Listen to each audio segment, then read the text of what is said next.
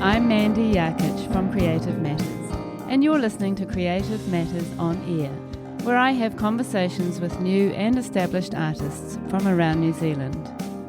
I love to listen to artists' stories and learn about their creative process, and maybe you do too, which is why I've made this podcast, to inspire, inform and educate.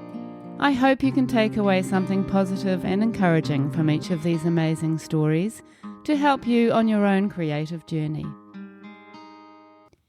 Hi, and welcome to Creative Matters on Air. Thank you so much for listening. To help other people find us, I'd be very grateful if you could subscribe to or follow my podcast on your preferred podcast app so you can be notified when a new episode is released, and if you don't mind giving it a rating, that would also be much appreciated. This is Creative Matters episode 23, and today I'm talking to Judy Darragh.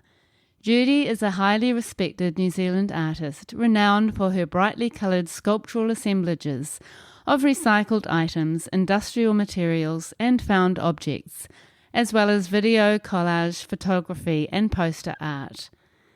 Judy has exhibited widely since the 1980s and is well known for her ambitious works, which alter public spaces and challenge the act of conspicuous consumerism. Her works are held in numerous public and private collections, and in 2004 the Museum of New Zealand Te Papa featured a major retrospective of her work entitled Judy Darragh, So You Made It. Judy works and lives in Tāmaki Makaurau Auckland, where she has played a significant role in the development of a number of artist-run spaces and has acted as mentor for a wide range of artists. She is also co-publisher of Femisphere, a long-term project interested in encouraging inclusivity and visibility of women's practices in the visual arts sector of Aotearoa. You can see her work on her blog post, which is on our website, creativematters.co.nz. All right, welcome to Creative Matters on Air, Judy. It's so good to see you. Oh, it's great to be here. Thanks. And we do go a wee way back, don't we? We met at Grayland School when our children were both there in the junior school. And we have a few mutual friends and we've had the odd dinner date, haven't we? Yes, we used to do the Grayland ladies, mums would go out for dinner, and yes, I think there were lots of conversations at the school gate, I imagine. Yeah, absolutely. So it's good to see you again. Thank you so much for being here. Let's get started right from the beginning, Judy. Where were you born and what kind of childhood did you have? So I was born in Christchurch, 1957. I lived in Papanui, which was called Nappy Valley in those days. It was a big flat suburb, if you know Christchurch at all. It was a very suburban kind of background. Went to the local school, went to the local intermediate, and then when I was a high school age, I went to Cottesmore College. For some reason, my parents thought I needed a Catholic education with the nuns. And it was really interesting because at that stage, it was all women in the teaching environment, like the head nun, you know, and there were just women everywhere. So I was sort of in this kind of all-woman environment, and it was sort of, I guess, the beginning of some kind of feminist or woman's thinking, if you like. My mum was really creative. My dad, you know, there were all the vegetables were grown, all the clothes were made. You didn't go and buy things, you know, there was no such thing as, you know, rampant consumerism. My dad was a freezing worker. My mum was a lingerie sewer around the road. So it was all very based around conversations around unions and workers' rights when we had unions, and was very working class. But my parents always wanted us to get my sister and I, tertiary education, because they never had that opportunity. They all had to leave school at 14 and 15, etc. So it was another generation of thinking. Yeah. So yeah, education was very much part of our upbringing. And so my life, sorry, yep. Sorry, were you getting creative even as a child? Oh yes, I remember. I was always making things, you know, like in front of the telly. You know, I'd be making Fimo brooches or drawing, or I was always sort of creating because Mum was always making and knitting, and you know, there was always stuff happening, being made around me. And I'd go into the garage with my dad. You know, he had his man shed, then with all his tools, and I'd be watching him making things like making stuff with a hose, and again, you never bought anything, you just repaired it. Yeah. But so that was sort of the whole making culture, and I guess it was just I just soaked it up. Yeah. How amazing. And when you went into high school, I mean, you obviously sort of really connect with the teachers and that kind of thing, and it's something that you've taken right through your life, teaching. How did you find high school art? So I was one of those kids that spent their lunchtime in the art room. I had a really inspirational art teacher, Rhonda Bosworth, who is a New Zealand woman photographer, very well known. And she was quite eccentric, and I just thought, oh my God, this woman is so amazing. She's so extraordinary and different. And I really got into art history, and it's really funny. I was talking to her a couple of months ago. She came to my show at Object Space, and she said, you weren't that good at art, but there was something in you that I identified. So it was wow, how amazing. Yeah, and nice that she could come back to your exhibition. Yeah, and I still spent a lot of time with her, and she was sort of a mentor. And then I went to Papanui High, and I had a really interesting, again, another quite eccentric art teacher, Sylvia Giddens, and she lived in a yellow bedroom, and I thought, oh my God, a yellow bedroom, and now my bedroom's yellow. Really? So these amazing people that you sort of come across, and that have some influence, that lasts, long-lasting influence. Yeah, and I think that's why I went into teaching, because of the impact that those art teachers had on my life. Isn't that amazing? Yeah. So after school, I mean, how did you find actual the formalities of school C art and that kind of thing? Well, it was a different curriculum then. This is pre-NCA, so I mean, I look at my school set art folder, and it's like a third form art folder. It's so naive. It's quite a different sort of ability or level. And I did school set art, and I did UE, and then I sort of stumbled to Wellington Polytech, because my sister was at Wellington Polytech doing fashion. So I just sort of stumbled in there and did was visual communication and design, which was a graphic design course. I had no idea what graphic design was. I didn't know the difference between fine art, graphic art. I remember one of the teachers, Roger Hart, was struggling with illustration, and he said, why didn't you go to art school? And I went, I didn't know the difference. I was so naive, Yeah, it's interesting that your teachers didn't kind of set you up or guide you in that way. I think I was just going to go to Wellington. I had to get out of Christchurch, actually. Yeah. That was the main point. Yeah. So I did the visual communication and design diploma, 3 years, which was at Wellington Polytech, which is now Massey University. And it was a course, it was all analog, pre-digital. There was nothing, no computing, nothing involved. So there was a lot of, like we used Letraset to do lettering. Everything was drawn. We did printmaking. We did black and white photography, colour photography. It was all analog.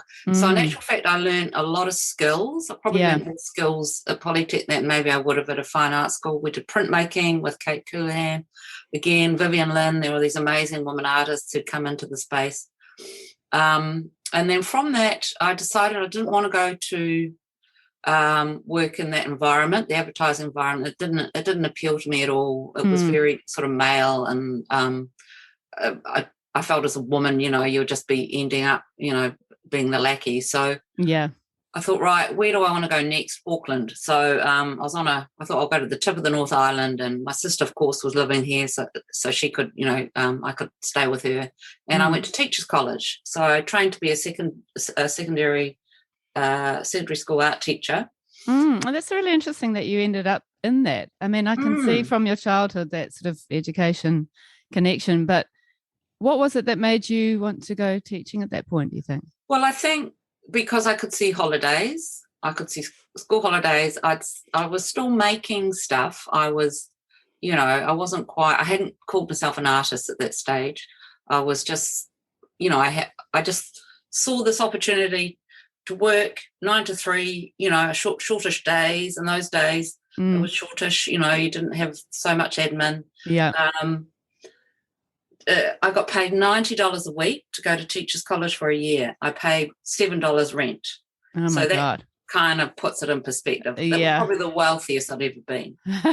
So I came to Auckland, and Auckland was just full of Pacifica. Ponsonby, Grayling was still full of Pacific Island communities. It was such a blast coming from Christchurch, flat white. And so I was so stimulated here, and K Road, and it was a great opening up for me. And I'd walk along and see all these amazing souvenir shops and start buying little bits of plastic tat and all of that kind of stuff. And the thing at Wellington Polytech, it was very much focused on the Bauhaus. It was a very purist philosophy, like less is more. Everything was, everything was just very sparse and European design. And I think I came out of that and just kicked the box, kicked the stall away and said, no, I'm going to make everything functional, non-functional. I'm going to add plastic. It's all going to be fairy lights. It was just sort of like hey, I can do what I want kind of thing. And you came to that actually while you were studying? I think, when I was at Teachers College. And in some ways I was learning about art also at Teachers College, because I taught with artists. So my first teaching gig was with Philippa Blair, George Balogi, real practicing artists in the classroom. And it was really stimulating because I was working with artists. I was it was almost like my finishing school, going to, Teachers College and then in the classroom.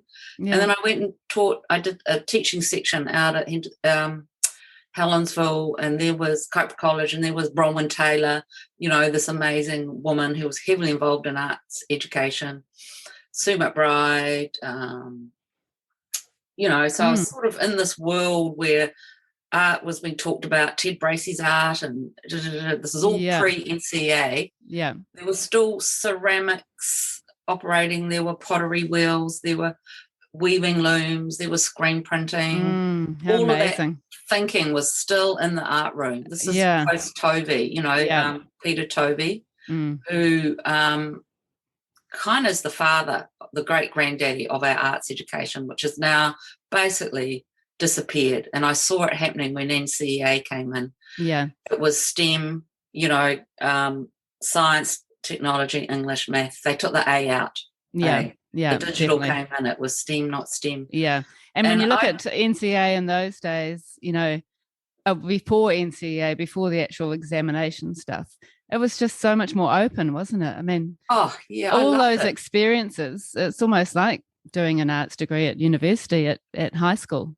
It's very prescriptive now. Yeah. And it's very shut down. And I know my son did it, and he said, so prescriptive.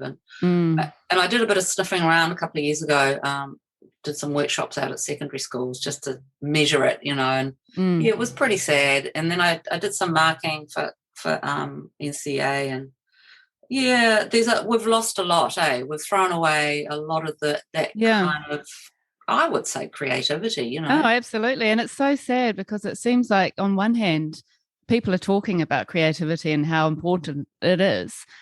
But in schools, it's just kind of going out the window. Yeah, and a lot of it is to do with the confidence of the art teacher. Yeah.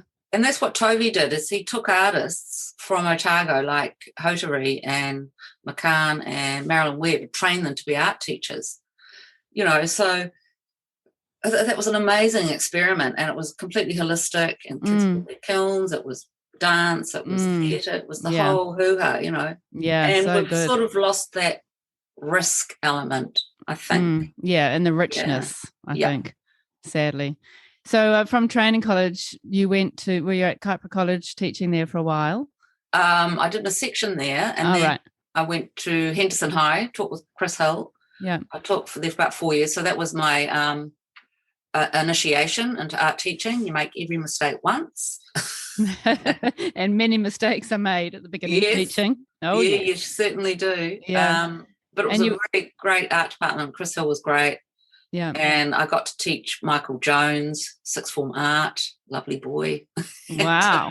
So there was some, and Jan Hell-Regal, there were some pretty cool kids that went through the art department. Yeah. And then I went to Westlake Girls, and that was like my finishing school because, again, it was like another layer of art teaching and expectation and a whole lot of very hardworking art teachers there, and I got to teach Heather Galbraith, who was one of my star students. I read that, and it's interesting because I went to Westlake Girls, but I think I left just before you came. Ah, right. In about 1984, 84, 85, I left. Right, yes, so Sue McBride. She's only just retired. Has she? Yeah. Oh, my goodness. Wow, she's been there a long time. Long time. And I was there with people like Kate Sylvester and right, amazing talent who were all sort of heavily into that art department. But I didn't actually take art myself at high school, which was interesting. Oh, that's interesting. Yeah. And so I read something that Heather had said about you, that you were so inspiring for her, and then you end up, now you're working for her with at Object Space. Yeah, which is like the full circle, Yeah, it's amazing. And I think that's really important, like in intergenerational mentoring and support, which we sort of we don't kind of celebrate. It's like your whakapapa, you got to, the people before, you got to acknowledge the people who've gone before on the journey. Yeah, totally. And you did that with the people who taught you. It's quite lovely. It's a total double circle, isn't it? Very much so. And I think that's why I've kept teaching, because I see the value in it. And then I did about 5 years at Westlake Girls, and I never taught art history because I never wanted to take work home, because that was my precious studio time. And at that stage, I'd started making things for Cook Street Market. I used to sell little things there. And then I used to make trays and bowls and things for Real Times. People like Peter Rogers was really supportive. Oh, really? And what kind of thing were you making for Cook Street Markets? I was buying plastic trays. I was like making wooden trays and painting them with zebra stripes and putting garland around them, and plastic bowls with tickies on their legs. Cool.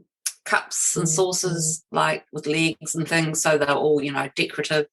Lots of plastic flowers, because you could buy plastic flowers everywhere. It's quite hard now. Yeah. Gluing stuff on, etc., etc. And then I had a Polaroid camera, and I was taking photographs of all these objects I was making, and I took them over to Masterworks when they were on, Devonport, thinking, I could sell my works there. And she was looking through the book and going, well, we only deal with materials with integrity. And I'm going, I am not a craftsperson. I do not fit here. I do not make clay, metal. Yeah, interesting. I make plastic, which breaks down and is so problematic. And so that was really good for me, because I went, okay, I'm an artist. I'm going to try and show my work in a gallery. And at that stage, I'd also gone into partnership with Sarah McKinney, who was a ceramicist, and we opened a little shop called the Blue Room in Richmond Road, which was before Grayling got zhuzhied up. It was basically a brothel and a hairdresser and secondhand shops. And we sort of opened 2 days a week for about 2 hours. You had to be quick.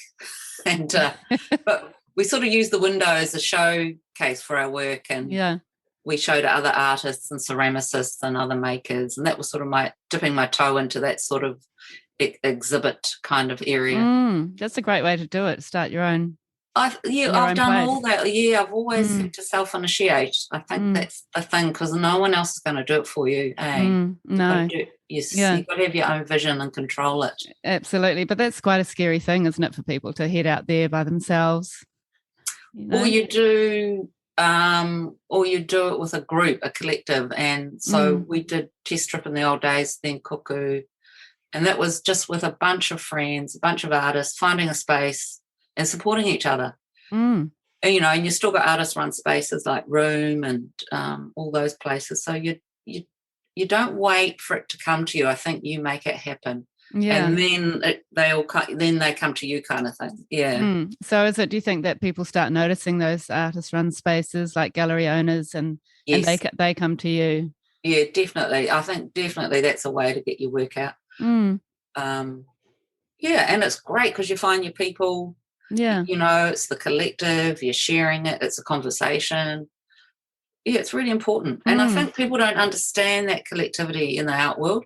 They think it's just the singular and individual. But in actual fact, as soon as you do, that energy is really interesting, because you think about theatre and music, it's all the collective.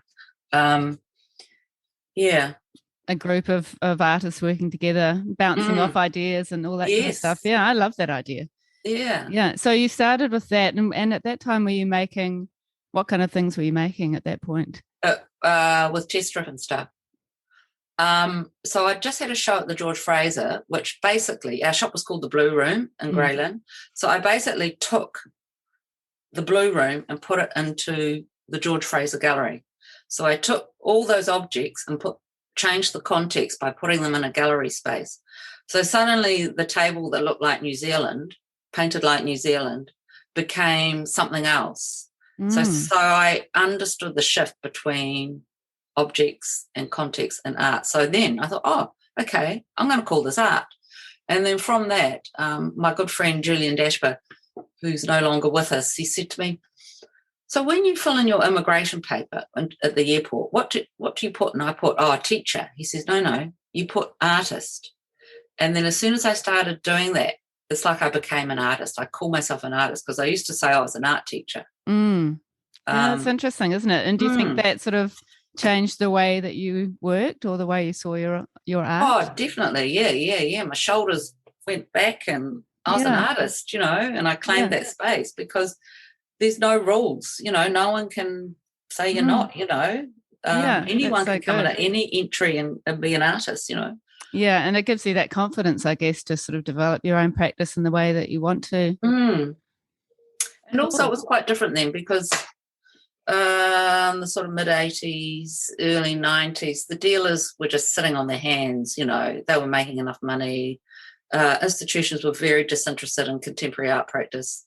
So we were quite frustrated, and that's why we did test strip because, there was people like Daniel Malone, Denise Kum, Giovanni Intra, these are, New Zealand contemporary artists. And we were kind of punk, we had a space on Vulcan Lane and we were just going to show ourselves. And then suddenly we were showing Ronnie Van Houten and Isabel Tom and Simon Cumming and all these New Zealand contemporary artists came knocking on the door because they could see, this was somewhere where they fitted. And then we had people like Ricky Swallow, and then we went international, and then we burnt out because this is what happens when you have these spaces is you burn out and your own practice and everything suffers. So we all just sort of went our separate ways. Yeah. Because I guess you're looking at it as a sort of more holistic thing with running the whole business side of things as well as trying to develop your art practice. Yeah, and teach. And then I got pregnant and it was like, too much. Yeah. So that, the work that you were doing, were you initially seeing it as sort of assemblage and installation work, or was it only when you started to put it into gallery spaces that you could see how the objects all work together? Yes, definitely. And there was, and there's people like Marilyn Tweedy or, P. Mule, who was also working in that area with found objects. And so there were a few of us kind of, raiding the op shops and the markets and playing with, the found objects, not a new thing, it goes back to Duchamp and the urinal, Yeah. And I used to talk to Marilyn about it, and it was like, this is a really sustainable practice. We're not over-investing. Because I was seeing artists like mortgaging their houses to make huge sculptures. Like, oh my God, I can't do that, So it was a light way to make art. It was reusing. It was before all this upcycling, It was using things that already had another life, which I really enjoyed, that someone had owned it and thrown it away, and I was picking it out and then putting it back into some other form. Yeah. And the found object, it's got such a resonance, And absolutely. And in those days, that was pretty radical. I mean, in some ways you could see yourself as a pioneer and that kind of thing of reusing objects, repurposing. Yeah, I remember I had a show at Greg Flint down in Wellington. So he was a dealer down there, and I took some work in, and I remember an artist, I can't remember who it was, wandering around, and he said, it's just stuff from junk shops. He was quite challenged by it.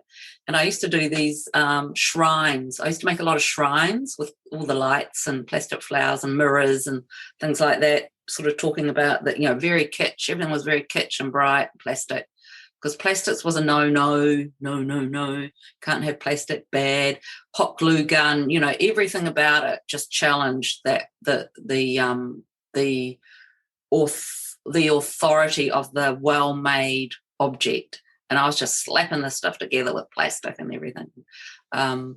So that was good too, and then a lot of people saw that as a way to diminish the work. They'd call it, it's domestic. Being a woman making these sorts of works, domestic. It's too domestic. It's too decorative. It's too bright. It's too colourful. So this is the way they would frame the work to diminish it out of the conversation. Yeah, of the canon. The great canon, which was being held by a lot of people in art history departments. But that must have been so hard for you. I mean, how did you?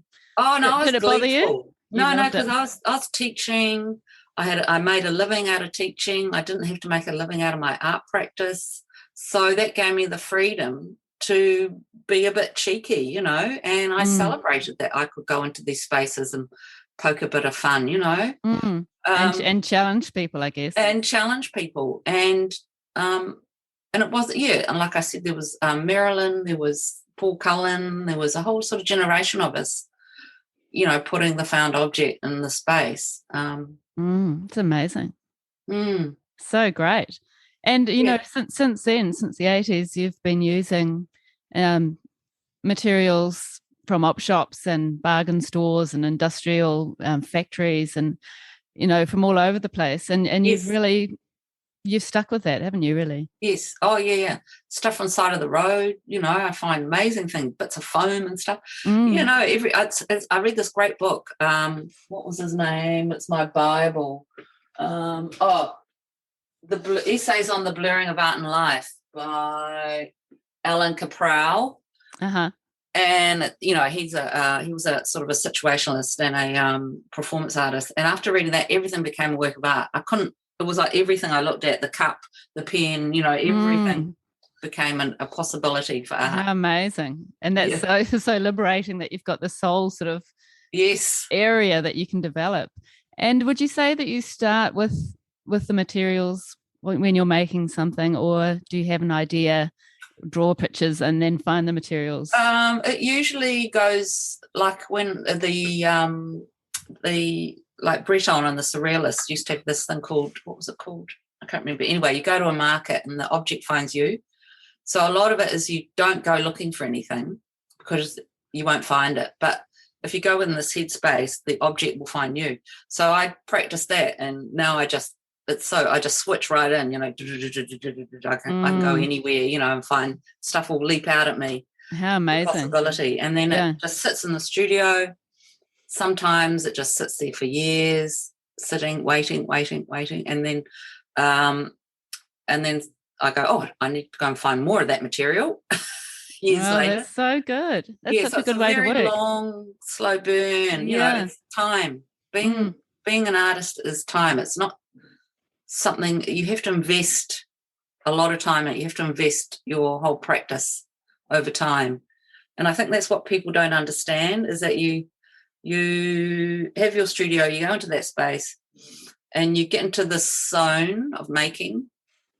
The dopamine's going, you're going, yoo-hoo, this is great, I'm loving this, woohoo. And then suddenly someone appears at the door and you jump out of your skin. You're in the zone or in the space. Yeah, it's so good. And it's just kind of allowing yourself time to be in that space, isn't it?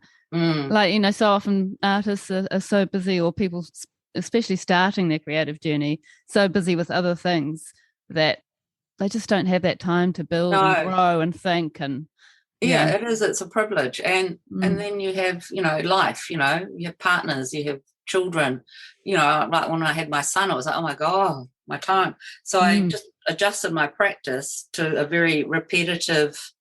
I was doing ink blots over books. So I'd have a couple of minutes, I'd go down to an ink blot, so, I've done something today. Or, I tried to do very simple, repetitive things. And a lot of my making is very analog and repetitive over time. So, and a lot of joining, like taking something and making another one, and then joining them all together. Sequences. And that's good. That's a good way to, when you haven't got so much headspace, to just kind of grow and develop. I remember, what's her name? Carol Shepherd said, look, even if I just go and sweep the floor of my studio, that's all I can do, I've done something. Yeah, it's a good way to look at it. Yeah, and it seems like you have you like to bring or sort of make connections between people and the plastics. And I read somewhere that I think it was for this latest exhibition that you saw a factory in Christchurch that was named the name of your exhibition. Yes, Competitive Plastic. So that's a defunct factory just around the road from my dealer down there. And it just stuck in my mind, this idea of competitive plastics competing.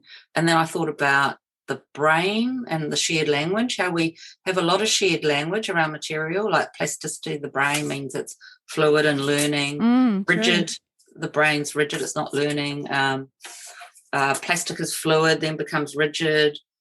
Plastic is problematic. And then you have plastic competing. What does that mean? So it sort of, for me, it was like a great umbrella in terms of talking about learning. And then, of course, talking to Heather, she's a teacher, I was a teacher, she was my pupil. And then we talked about, well, how do we learn? What's that process of learning? And it's when the mind is, open and things are firing and neurons and pathways are formed. And when you're in that creative state, that first creative state, they call it the fold. So we got into a bit of Deleuze, but we skirted around, the French European philosophy and went straight for Catherine Malabou, who was much more accessible. And they talk about the fold.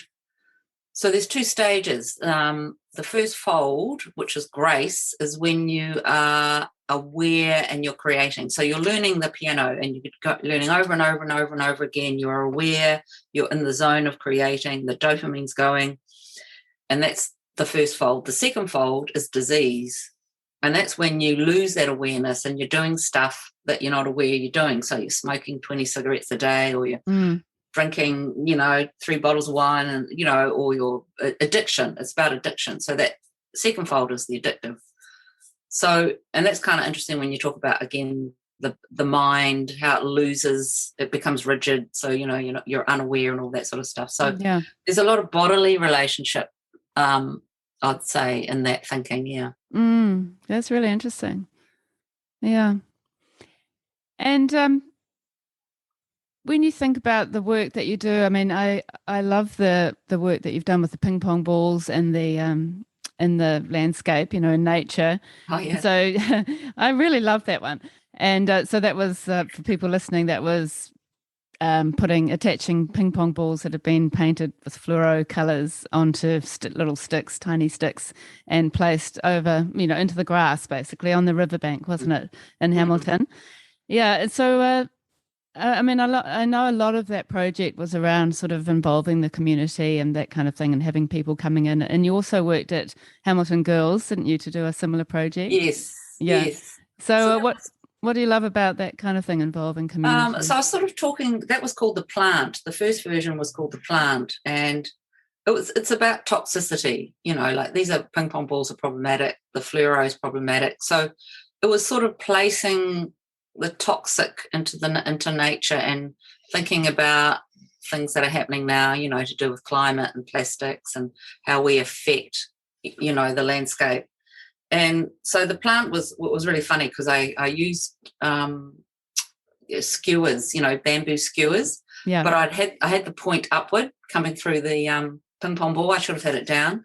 And so all these kids were coming along, stabbing themselves. So whoops. Health and safety, pre-health and safety. And then I redid it at Hamilton Girls, and we got the whole school involved, and we included tinfoil and other processes. And it was quite interesting because there was a bit of a flack about the use of the plastics, and I was challenged by, well, what are you going to do? You've just used all this plastic. And in actual fact, they recycled them and made them into big giant lays that they put around the hall. So it wasn't a problem, but I had to justify, buying several thousand ping pong balls and making this work. So it became a conversation point. And I think that was good, Absolutely. And it's a great thing for the children to be part of. Yes. Oh, it was great fun. Yeah. Yeah. How cool. And it looked beautiful too, I think. Yeah. There were some really neat kids there, eh? I was really impressed with that. It's a great art department. And that would have stayed with them, for years and years. Mm. Probably influenced them just like you were influenced by your teacher. Yeah, it's very cool. And what is it that you love about that sort of collaborative side of working? I mean, obviously with the art spaces, the shared artist spaces, and working with big groups of people, and particularly teenagers and kids. What is it that you love? Do you actually work with other artists on projects as well? Yes, I collaborate. I like the possibilities. It's open-ended because there's no answer. Basically, with art, there's no right answer. It's just a conversation. And when you're working with other people, you get this, it's just a richer kind of conversation. And and I think it goes against that, again, that whole idea of the artist being the individual, working away alone in the studio. In actual fact, that doesn't have to be like that. When you think of Pacific Island communities, for them, that way of working isn't even in their language. They every day is a collaborative piece of artwork from the moment they wake up. Yeah. So we've sort of put art outside, separate in a box. In actual fact, it doesn't necessarily. It's a very Western way of looking at it. It doesn't have to be that way. Yeah.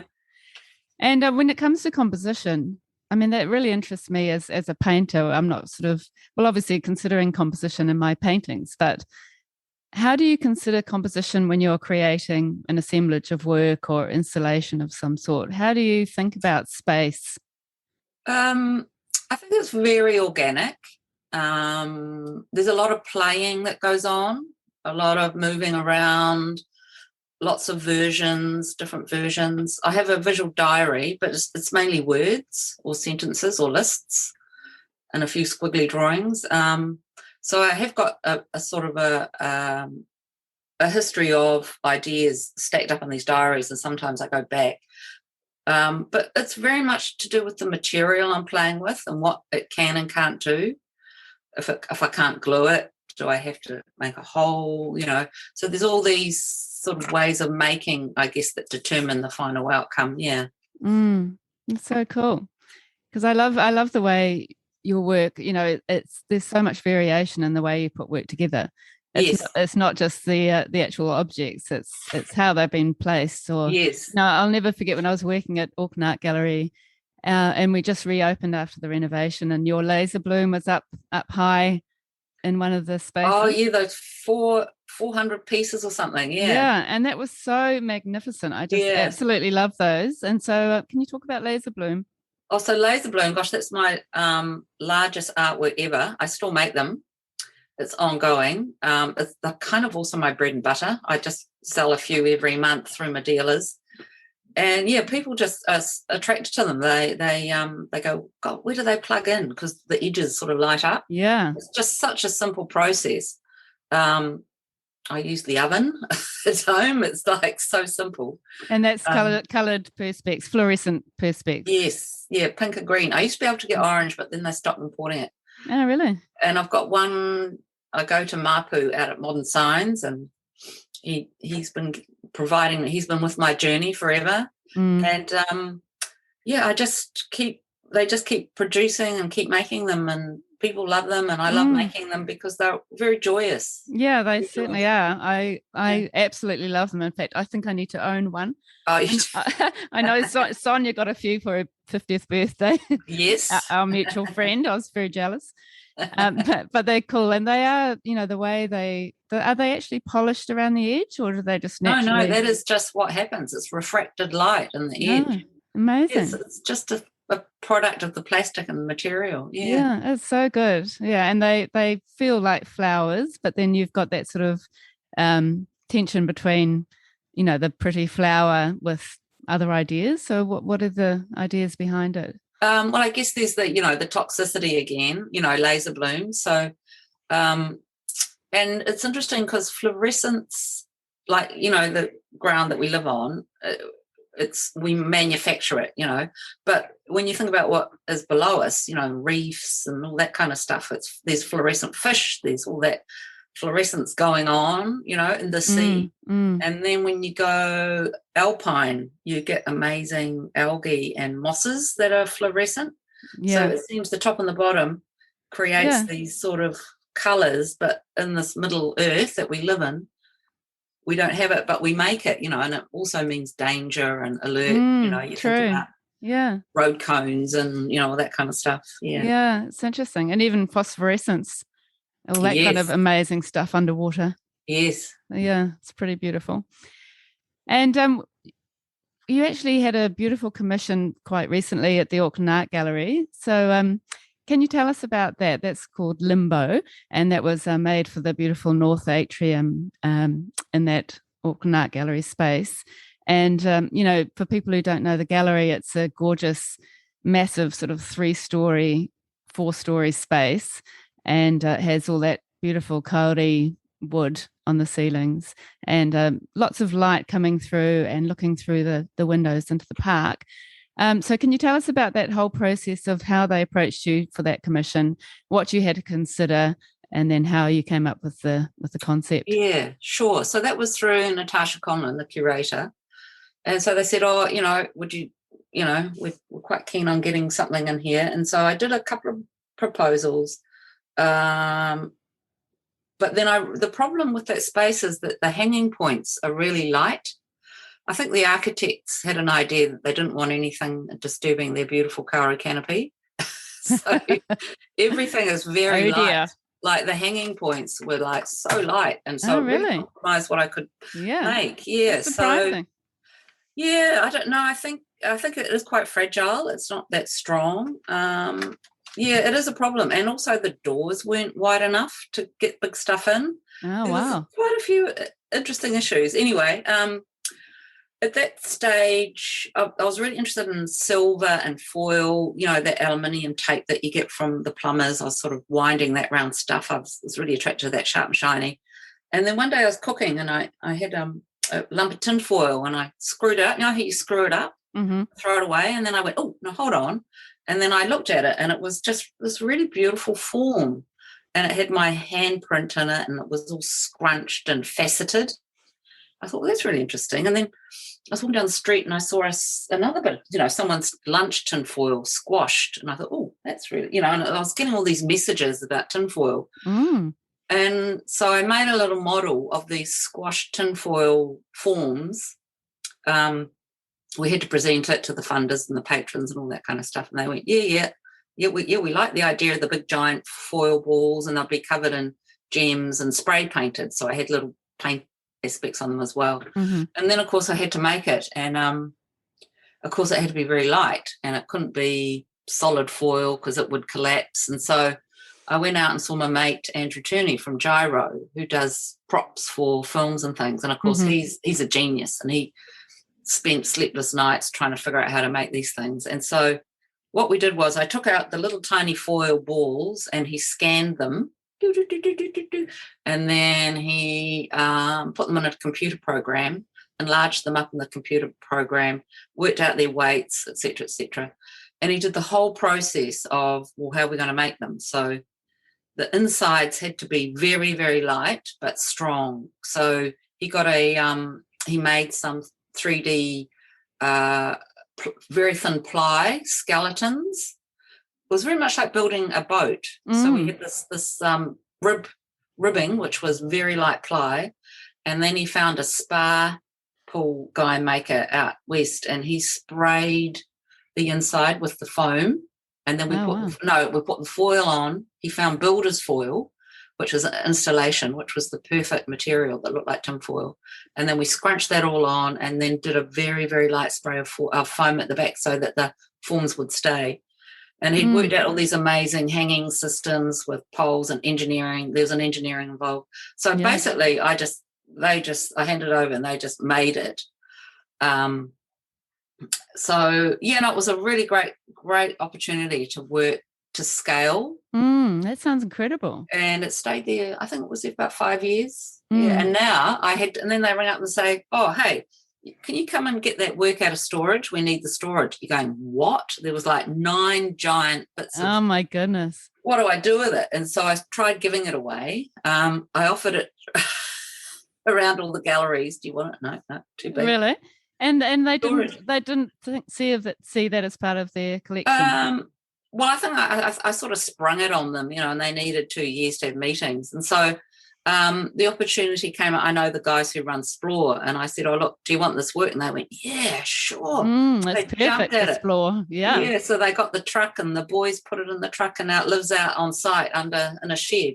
And they bring drag it them out out every year. Yeah, so it's gone to a happy party place. Yeah, that's very appropriate, I'd say, for that piece. Yeah. How good. Well, that's really interesting. Thanks for sharing that, Judy. And you referred earlier to your work that was sometimes called kitsch, and you have been known as the Queen of Kitsch. What does the word kitsch mean to you, and how do you feel about that description, the Queen of Kitsch? I did resign from that position in the early 90s. I abdicated because it was, people were just seeing the work as it was too light, and it was like, it was a way to diminish the work. So I had to abdicate. Yeah, I did play it up, though. I played it up for a bit. It got me on the, Women's Weekly. Wow. So kitsch for me there's this great book called, here it is. Look, right here, The Artificial Kingdom, The Treasury of Kitsch Experience, which was my Bible. And wow. This sort of validated the practice because it talks a lot about the aura of an object, the souvenir, which is nostalgic, all these associations around with the kitsch object. So it kind of gave me permission to work in that space. And kitsch is like the art world is particularly, good taste, and again, I wanted to hijack that thinking and insert, bad taste in a way, and I think I had a show called Bad Taste. And again, it was part of that pushing out the, opening up space for other conversations around art and objects. Yeah. And, and kitsch is attractive. We love it.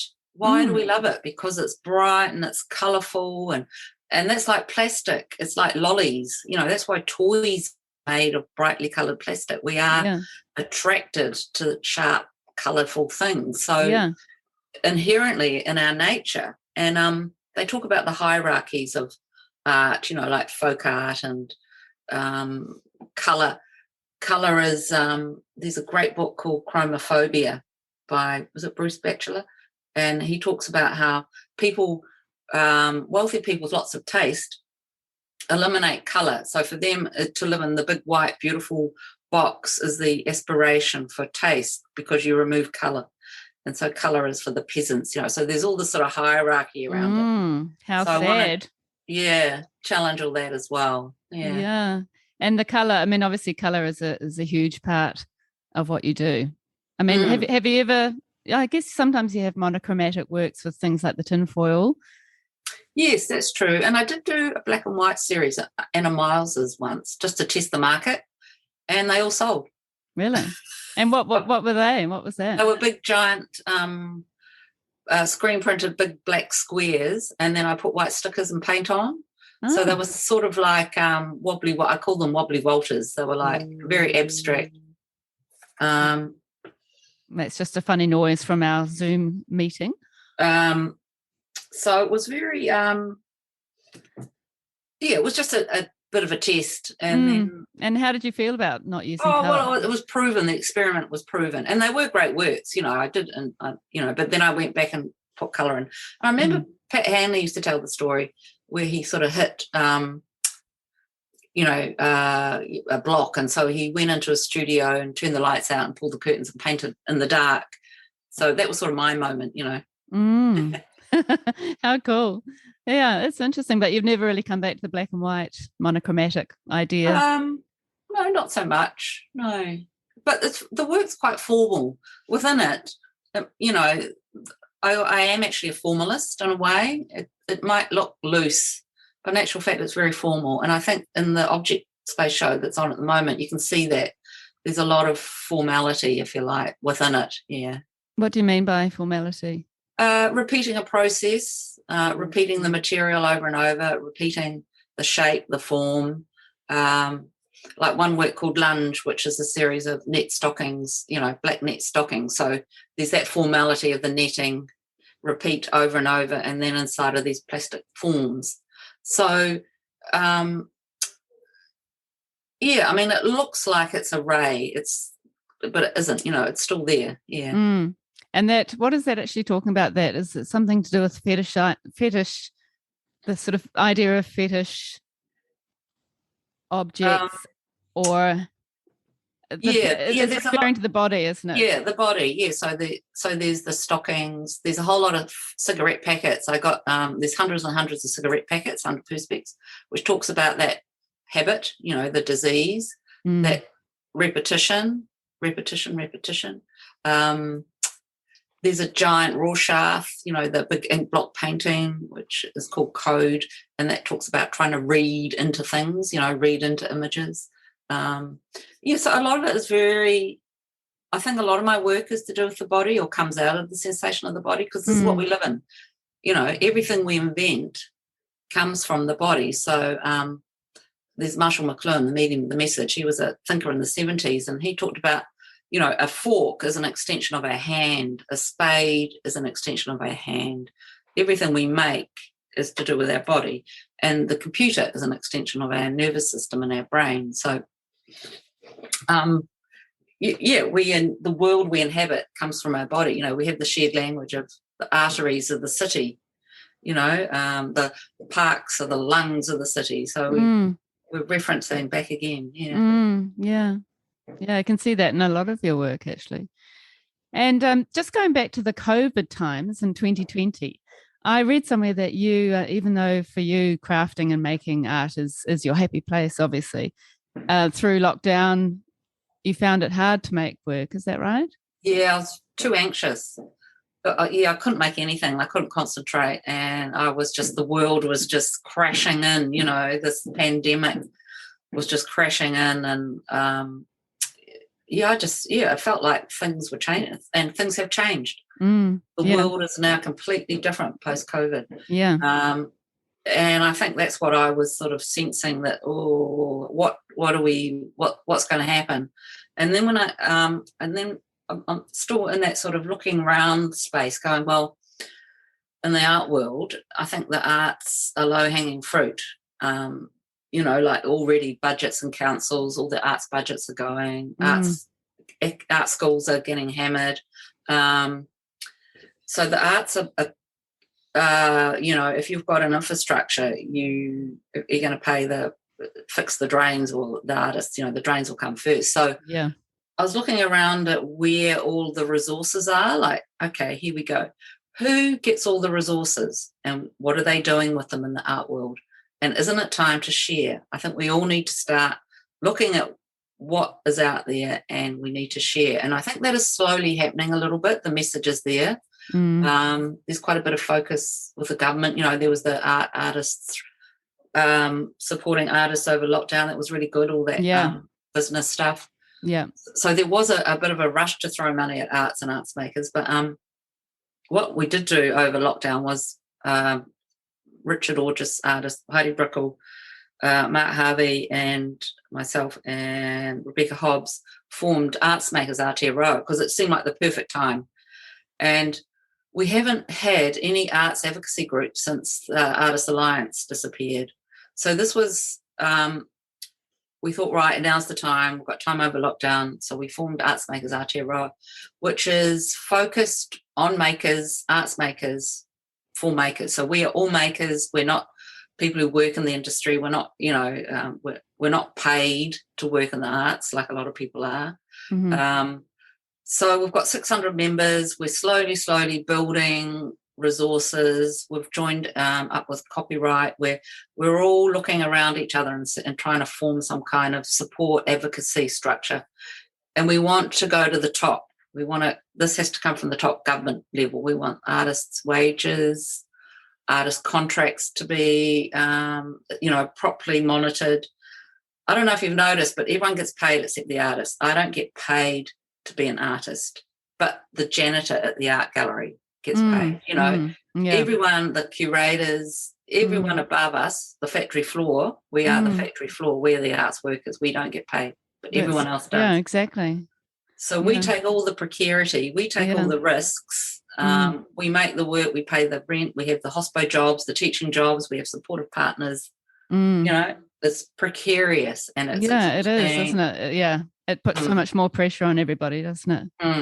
Yeah. Oh, well, it's good that you're fighting the fight. I'm sure you can do great things with that. Yep. And you're also the co-publisher of Femisphere, and that's a project that supports women's art practices in New Zealand.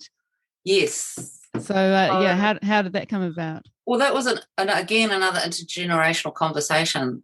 Imogen Taylor, painter in her 30s, mid-30s, worked at Studio Supplies, and I'd go in there and I'd go, hey, how's it going for women artists these days? And I was going, oh my God, nothing's changed.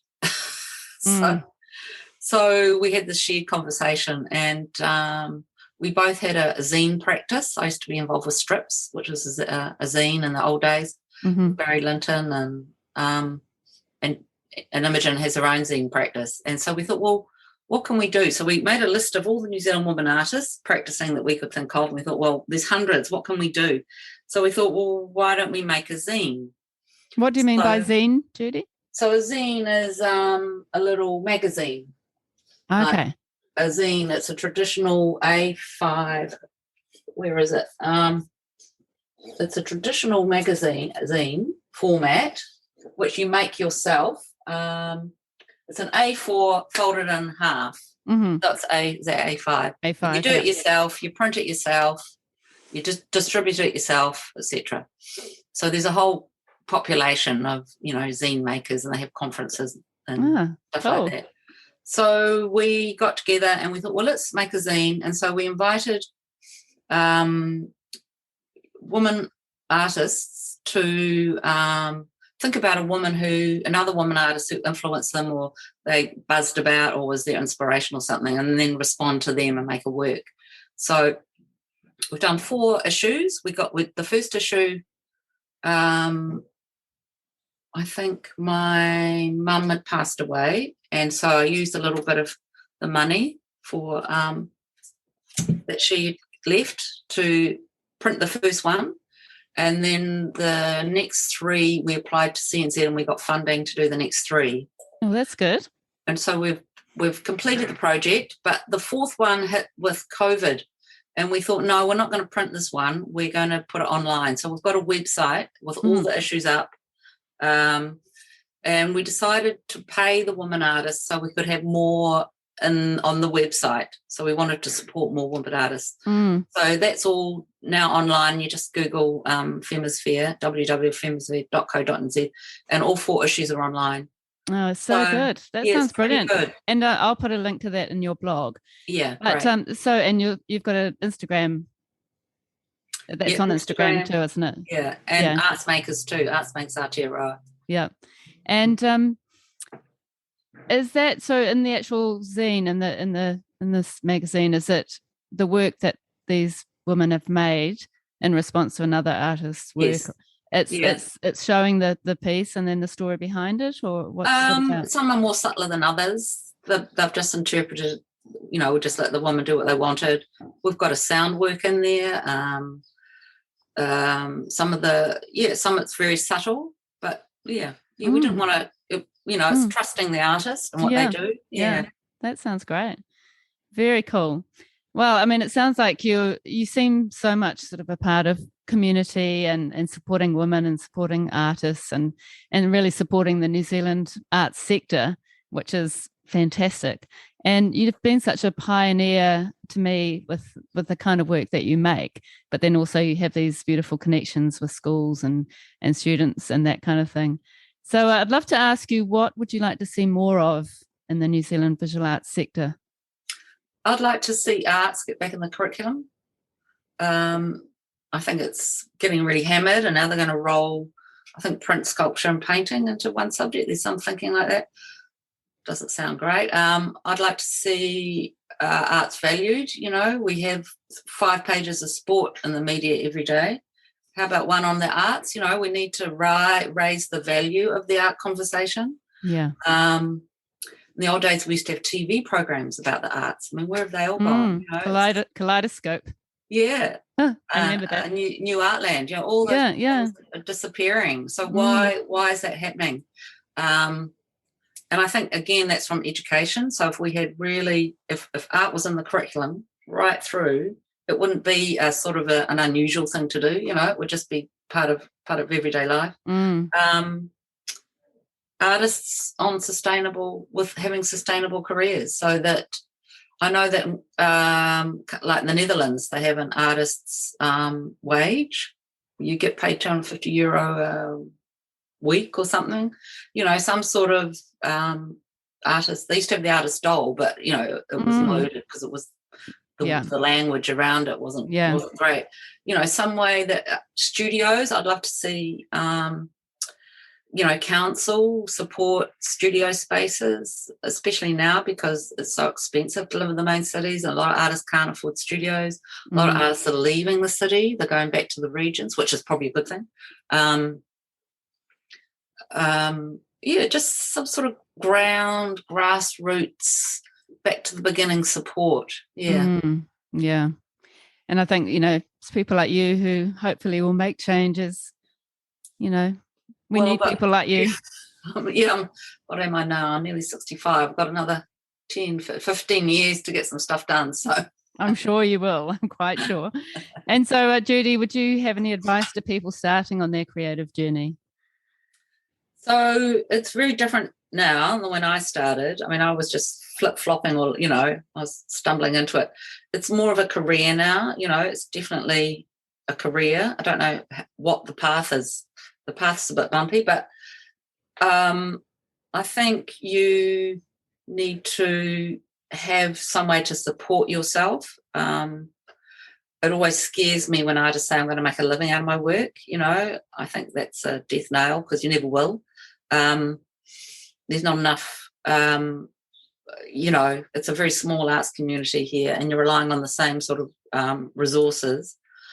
I think find your people, take your people with you, that leap from art school into an artist-run space is such a valuable experience. I mean, if you go to art training tertiary, you're going to probably come out with debt, a student loan, and that's problematic as well. You have to carry that debt with you. So I think just go into it with your eyes wide open. Don't be romantic about what it is to, it's the harsh reality is you're going to have to, work. So teaching is a really good, for me, I found that was a really good way to sustain a career. And the more artists in teaching, the better. Yeah, exactly. And then I went into tertiary, so I went I was lucky because MIT opened up as a new art school, and then I was doing some teaching at Elam. But all of this is closed down now. These are shrinking. It's not a growth industry working in the arts. Sadly. Yeah, it's good advice, and but I am seeing it's not easy, is it? No, but I am seeing a lot of invention. A lot of artists are going back to ceramics. There's this great rebirth of ceramics.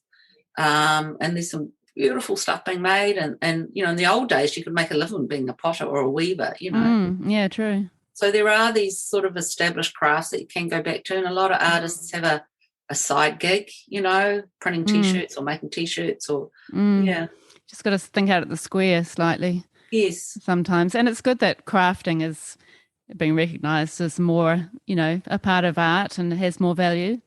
Oh, absolutely. And I think, over lockdown, people discovered making again, So good, wasn't it? That was the good side of lockdown, I guess. There were a few good things, maybe. So what's in the future for you? So at the moment, the show at Object Space is going to go down to Christchurch, to Coca. So that's going to be at the end of the year. So we're making that bigger. So it'll be the job there. Then Arts Makers, we want to get that running, a bit more established. So we're doing lots of meetings and conversations and catch up with that. And just being in the studio, getting time to keep making things. Yeah. Oh, and I've got a show at 2 Rooms in November, which is large photographic work. Yeah. Oh, that'd be interesting. Yeah, brilliant. Oh, well, you seem to have so many things that you're involved in, and your practice is not just assemblage and sculpture and installation. It's also poster art and video and photography, and so you're a multi-talented woman. Well, I didn't want to fall into that, one discipline thing. I think that's a construct as well. I think as an artist, you are open to every avenue. It shouldn't be. Yeah, I agree. Why not? All right. So just to finish, Judy, we're going to have some fun questions for you. So to start with, recycled plastic or recycled metal? Plastic. Fluoro, I think I know the answer to this. Fluoro or primary colours? Fluoro. Ephemeral or permanent? Ephemeral. Why is that? I think we put too much emphasis on things that have to last forever, and particularly in art. It's an idea. An art object is an idea. You look at it and then you take the idea away. So you're taking it with you. It's the focus of an idea. And we can document, we can, an artwork, it's a whole mix of things. And do we want to keep filling galleries full of stuff that's going to last forever? Because I don't think there's going to be a forever. Yeah, that's true. And that idea of sort of responding to something at that moment, and then that moment moves on. You can still capture, as you say, with photography and that kind of thing. And then, perfect example, you make those beautiful big sculptures and there's nowhere to put them. Yeah. In the end. Stuff. Yeah. And outside or inside? Oh, I think inside. Suspended or stacked? Oh, stacked. Tiny pieces or one big piece? Tiny pieces. I thought you'd say that. And New Zealand or elsewhere? I think New Zealand, definitely. Yeah, it's a good place to be, isn't it? At the moment. Yeah, for sure. At any time, I'd say. Yes. Okay, Judy. Well, that's it for today. Thank you so much. It's lovely to see you on screen. It's our first Zoom meeting. So hopefully once we get this on the podcast, all will be well. But it's lovely to see you in your room. Are you in your library or your office? Yeah, office. In your library. Office. So many books behind you. Amazing. Yeah.